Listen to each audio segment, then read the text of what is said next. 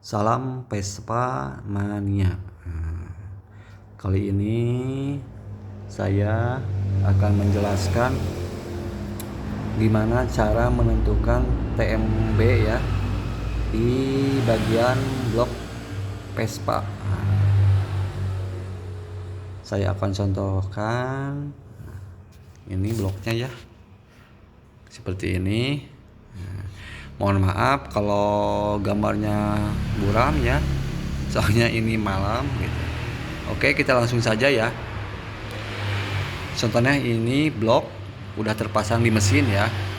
Terus ini yang baut yang 4, baut bloknya kita kencengin. Terus pakai ring atau pakai bos. Kita kencengin, pasang murnya. Udah ini ngepres ya sama mesin, baru kita bisa melihat TMB-nya ya. Cara melihat TMB ya yang baik, si piston ini atau seher,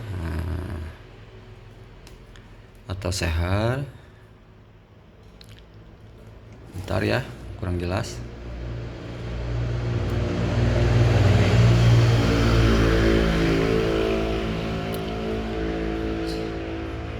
Kita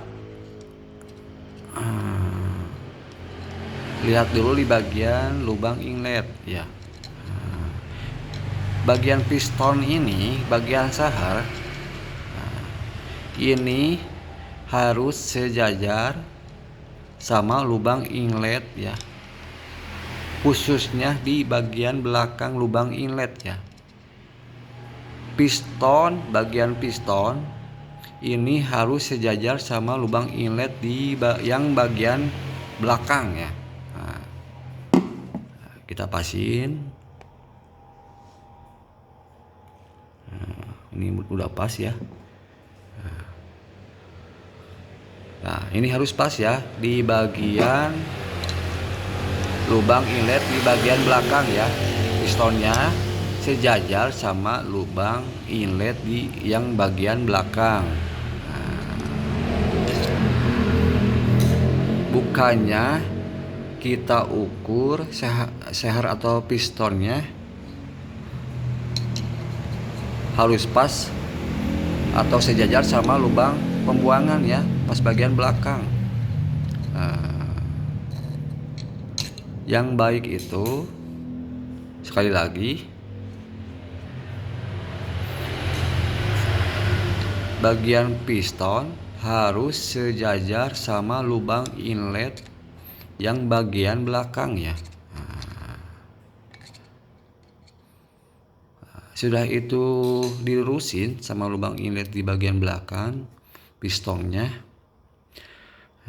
Hasilnya di bagian lubang exhaust atau lubang knalpot, ini di bagian ujung knalpot, sehernya atau pistonnya dia akan berada lebih dari lubang di bagian belakang. Akan lebih ya. Ini kira-kira lebihnya atau menonjolnya pas bagian lubang exhaust kira-kira 1 milian ya. Nah, gitu.